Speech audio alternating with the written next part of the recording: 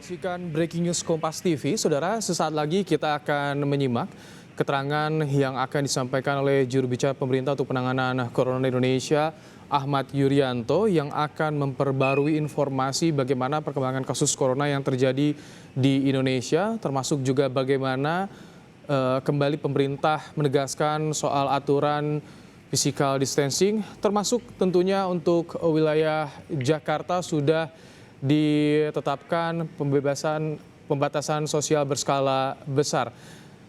Kita simak, ini adalah visual yang kami hadirkan langsung dari Media Center Gugus Tugas COVID-19 di BNPB. Saudara, data terakhir yang kami peroleh, 2.491 pasien positif corona ada di Indonesia, yang sudah sembuh ada 192 pasien. Selamat sore.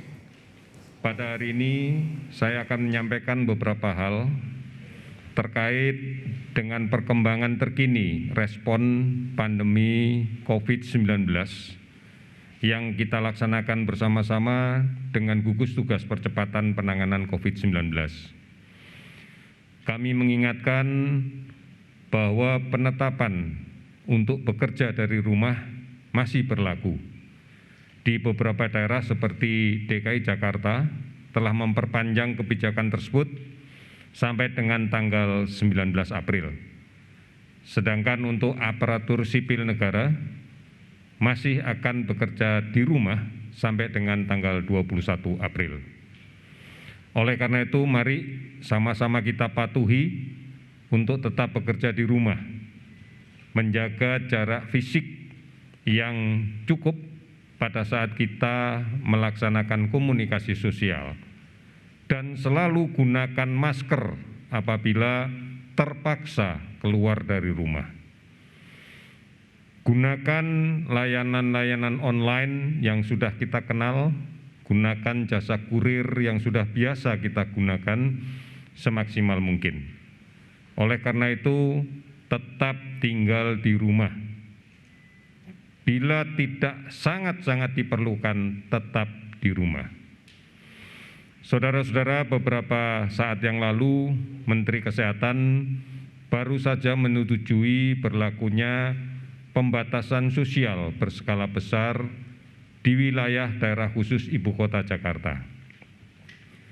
Artinya, ini adalah upaya yang lebih berskala besar terkait dengan himbauan pemerintah untuk tetap belajar dari rumah, bekerja dari rumah, dan beribadah dari rumah.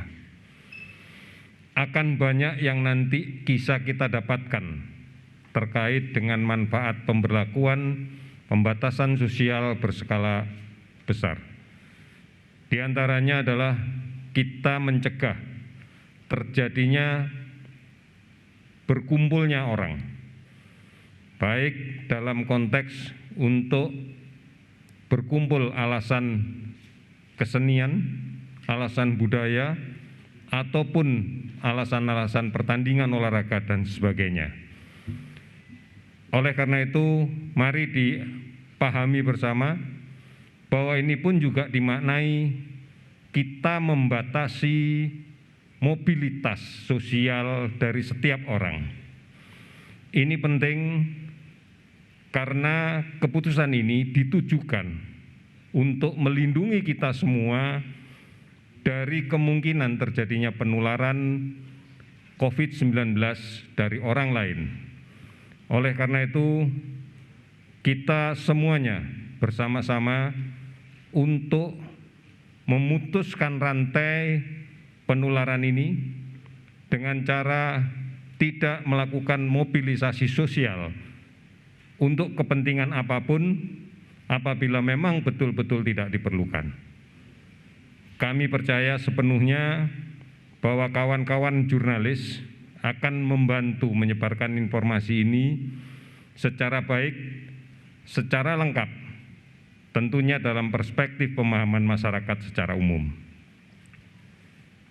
Tujuan dari pembatasan sosial berskala besar adalah betul-betul untuk memberikan jaminan bahwa rantai penularan COVID-19 ini bisa kita putuskan dengan secara bersama-sama, secara disiplin mematuhinya. Oleh karena itu, silahkan saudara-saudara sekalian, manakala akan bertanya, mendapatkan informasi lebih banyak, termasuk terkait dengan pembatasan sosial berskala besar, kita sudah menyediakan beberapa laman untuk kita bisa buka agar mendapatkan informasi yang benar, baik melalui situs covid19.go.id, hotline di 119, WhatsApp COVID-19 di 0811 33 399 000 atau di Halo Kemkes di 15500 567 serta beberapa aplikasi online dan layanan telemedicine yang lain. Saudara-saudara, pada tanggal hari ini 6 April sampai dengan pukul 8 pagi tadi, kami sudah melakukan pemeriksaan 14.354 spesimen untuk PCR real time. Ini dilaksanakan dari spesimen yang dikirim lebih dari 300 rumah sakit rujukan COVID-19, baik rumah sakit umum pemerintah, rumah sakit BUMN, rumah sakit TNI, rumah sakit Polri maupun rumah sakit swasta. 17.190 relawan medis dan non-medis telah direkrut dan bekerja bersama-sama dalam satu sistem untuk membangun upaya-upaya pemutusan rantai COVID-19 ini. Lebih dari 82,9 miliar telah diterima dari seluruh lapisan masyarakat dalam rangka untuk membantu sesama menyelesaikan permasalahan COVID-19 ini. Tentunya upaya yang kita lakukan ini bukan merupakan upaya yang bisa berjalan sendiri-sendiri. Diperlukan peran serta masyarakat, karena hakikatnya masyarakatlah ujung tombak untuk menghentikan pandemi COVID-19 di tanah air kita. Oleh karena itu, mari saya mengingatkan kembali bahwa menjaga jarak, membatasi aktivitas sosial yang memungkinkan terjadinya penularan COVID-19 ini harus betul-betul kita kendalikan. Gunakan masker, sekali lagi masker untuk semua.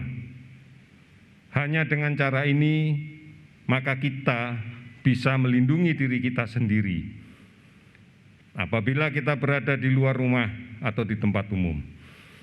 Cuci tangan sesering mungkin dengan menggunakan air dan sabun, minimal 20 detik. Jaga kesehatan diri, jaga kesehatan diri, dan kemudian jaga jarak pada saat berkomunikasi dengan orang lain. Mari bersama-sama kita lebih aman berada di rumah. Mari bersama-sama dengan keluarga kita berantas sarang nyamuk, karena ini adalah periode-periode musim pancaroba yang secara klasik akan disertai dengan munculnya kasus demam berdarah yang cukup banyak.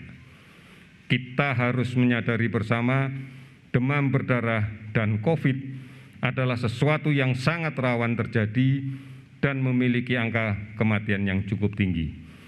Oleh karena itu, lebih baik di rumah, tidak melakukan perjalanan kemanapun, bukan hanya perjalanan ke kampung halaman, tapi juga perjalanan ke rumah saudara dan handetolan yang lain. Cukuplah berkomunikasi dengan alat komunikasi yang kita miliki selama ini. Oleh karena itu, ini adalah bagian dari partisipasi kita semua.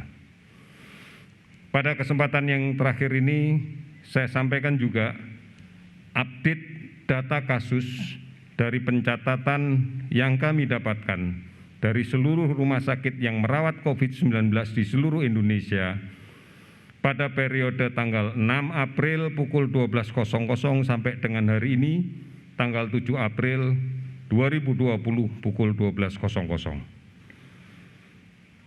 Kita dapatkan penambahan kasus baru confirm pemeriksaan PCR COVID-19 sebanyak 247 orang, sehingga total kasus menjadi 2.738 orang. Kasus sembuh bertambah 12 orang, sehingga menjadi 204 orang. Kasus meninggal bertambah 12 orang, sehingga menjadi 221 orang. Saudara-saudara sekalian, gambaran-gambaran yang saya sampaikan pada data hari ini menunjukkan bahwa masih terjadi penularan di luar rumah sakit. Masih ada orang sakit mengandung virus tetapi tidak merasakan dirinya sakit yang masih berada di tengah-tengah kita. Inilah yang harus segera kita hentikan. Mari kita patuh dan disiplin mencuci tangan pakai sabun dan air mengalir. Mari kita patuh dan disiplin memakai masker. Mari kita patuh dan disiplin menjaga jarak aman. Dan mari kita patuh dan disiplin untuk tetap tinggal di rumah. Patuhi ketentuan-ketentuan tentang aturan pembatasan sosial berskala besar untuk saudara-saudara yang berada di DKI dan sekitarnya. Patuhi semua ketentuan, tidak perlu mempertimbangkan untuk pulang kampung hari ini. Kita lindungi saudara-saudara kita yang di kampung, kita melindungi orang tua kita yang berada di kampung. Insya Allah dengan cara yang seperti ini, maka kita akan dengan cepat bisa mengendalikan laju dari penularan penyakit COVID-19. Mari kita bergandeng tangan, mari kita bersama-sama untuk melindungi diri kita sendiri, melindungi keluarga kita, melindungi tetangga kita, melindungi orang tua kita, melindungi sanak saudara kita yang berada di kampung, melindungi seluruh warga kota kita, melindungi bangsa kita. Saya yakin, kita yakin, semua yakin dan optimis. Indonesia pasti bisa.